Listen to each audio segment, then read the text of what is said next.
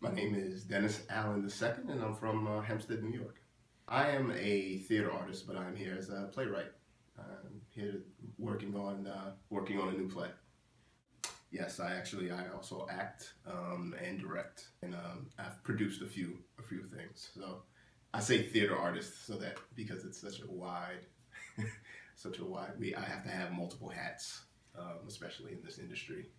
What I've realized is the through line for most of my work is I deal with basically untreated trauma, specifically untreated trauma in the African American community. America really is one big bowl of untreated trauma, but my work deals with secrets and the perpetuation of unhealthy pathologies. So yeah, that's really what I focus on. The play that I'm working on out here is a play that's kind of focused on masculinity, or the fragility of masculinity. And so I've been really thinking about that as I've been taking nature walks and walking around. I've been thinking about the own ways that I personally have subscribed to patriarchy and have contributed to it. And what are the things that I believe in when it comes to me being a man that makes me a man. That's probably and is a conditioned, learned response as opposed to what I truly believe. So that's really what I've been reflecting on. And interestingly enough, I've actually started writing poems surrounding that. I think we called them roly-polies. I loved. When I touched them, they'd roll up in a ball. In an act of self-defense, I would poke and prod, patiently wait until it thought it was safe, and then abuse it more, get enjoyment from this creature's faulty defense mechanism, an infantile infatuation. You used to roll into a ball when I touched you. I promised to patiently wait until you thought it was safe, then abuse the trust like I'd practiced so many times before. My infantile infatuation masquerading as love. My name is Robert Lopez, and I'm from Oakland, California. While I've been at Jurassic, I have been writing new pieces that I think at the moment are for a percussion trio, and they might end up developing into a larger group or a more expanded group, but at least for now, they're for a percussion trio, so for drum set, vibraphone, and hand percussion.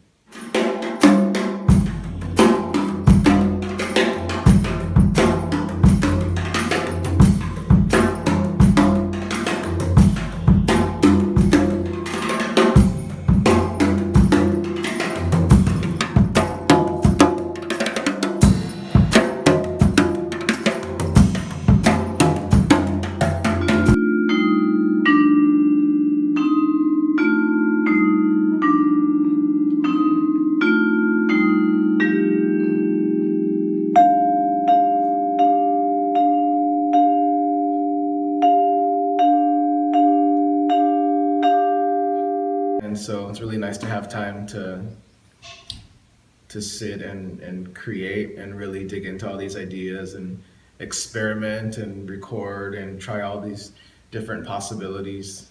My favorite thing about Jurassic is the group of people that I'm here with. Yeah, they're like really, it's like a really special group, and I feel really, really lucky to be here with them. Things are hard out there as an artist, and it's nice to know that there is something like this that exists. It totally blows me away, and just knowing that there are people there that want to give you time and that want to support you doing creative things. That's like it's an opportunity that I'm really happy I'm able to be a part of. So everyone should apply. My name is Patricia Murphy, and I'm from Phoenix, Arizona. I'm a poet, and I'm also a memoirist. So I write a lot about my family history, which includes some disturbing topics such as mental illness, addiction, dysfunctional family, suicide, asylums, lots of really cheerful things. In fact, this piece has kind of a history that is connected to this place. I was in Thailand and I had Diane Middlebrook's autobiography of Anne Sexton, and I was reading it on vacation at the beach in Phuket. And Anne Sexton has a lot of similarities in her background as my mother did. Anne Sexton was 10 years older than my mom, but they had similar background, similar illness, similar medications. So while reading that text in that place, I was very inspired and almost spookily inspired. And so this is called Reading Sexton in Phuket. And Phuket is in the Andaman Sea. It's an island. Palm leaves make me rustle, and gardenias. I'm using the pill to skip a period so I can swim unplugged in the Andaman Sea, and a man says he loves me, but I can't tell where he is. Anne is breaking down, a decade before my own Anne, and for all the right reasons. Theirs are the days of Thorazine, weight gain. At lunch by the beach, the man and I eat steaming tom yum glang, spicy as natives. We share singhas while watching the monsoon water attack itself with slapping.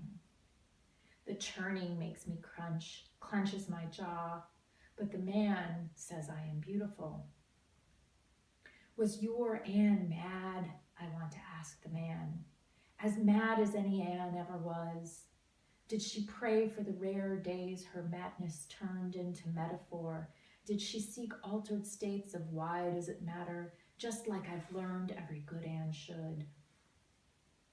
I don't tell the man over the tom yum that I'm contemplating losing my mind. I let the helmeted hornbill chirp from a tiled roof line.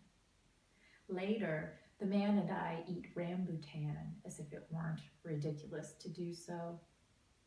On the causeway, we dodge motorbikes, photograph the skinny fishes. My period comes, spotting my polka dot bikini. Now I've failed in my own annihilative way. I turn some pages. I can't tell where Anne is. And now, where is the man? Where is the Andaman? Catch me if you can. Anne is in the corner. Anne falls down the stairs. Anne is in the bedroom. Anne is on the chair. Anne pours out the whiskey. Anne is in the shower. Anne applies her makeup. Anne hikes to the tower. And a man calls my name. Beautiful, he says, up for a swim. My name is Deborah Lucy, and I live and work in New York City. So Trudy is my alter ego persona, and she is a middle-aged divorcee who loves pink as Exhibit A, B, C, and D. Loves pink, loves synthetic materials. She loves telling dance stories. She is joy. She's just joy, and she's fearlessness too. Trudy's making me reevaluate some long-held beliefs that things are worthy and things are not worthy. She loves it all.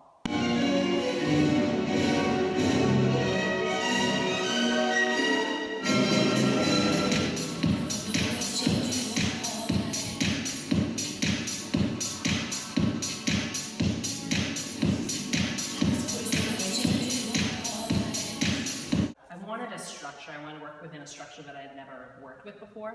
So this is actually a screenplay structure. I read a book about screenplay writing, and so these are all the beats that one must hit in a screenplay. So you have your opening image, you've got your B story, your midpoint. I love these moments. All is lost, and the dark night of the soul. And also I realized that the story of Romeo and Juliet totally hits all of this.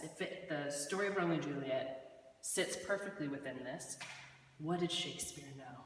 And then I've added in, how does Trudy tell this story based on the structure of Romeo and Juliet and the structure of a successful, sellable screenplay.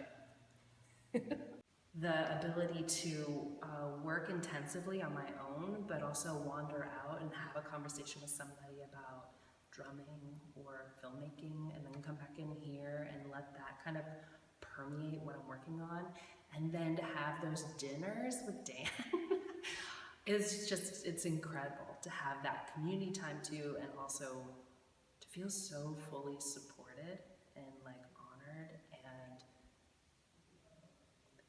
it's larger than just being given the space. It's being given this this sense of belief and encouragement and support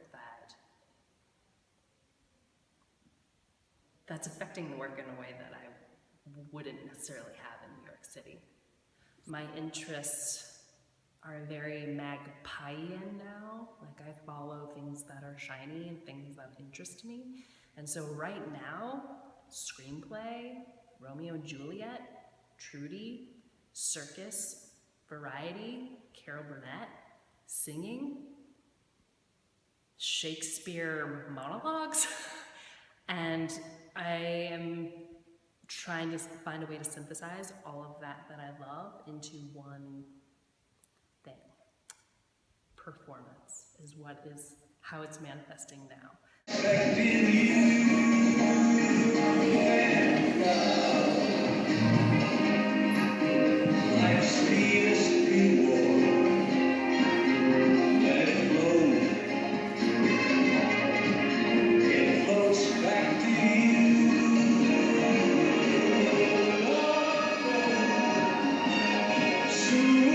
There's Mad Libs, there's karaoke. Yes, it's all movement in some form or another. So yeah, I guess I still am a choreographer. It doesn't have to be serious to be important. And that humor and dance is just as valid and just as needed as serious abstract dance.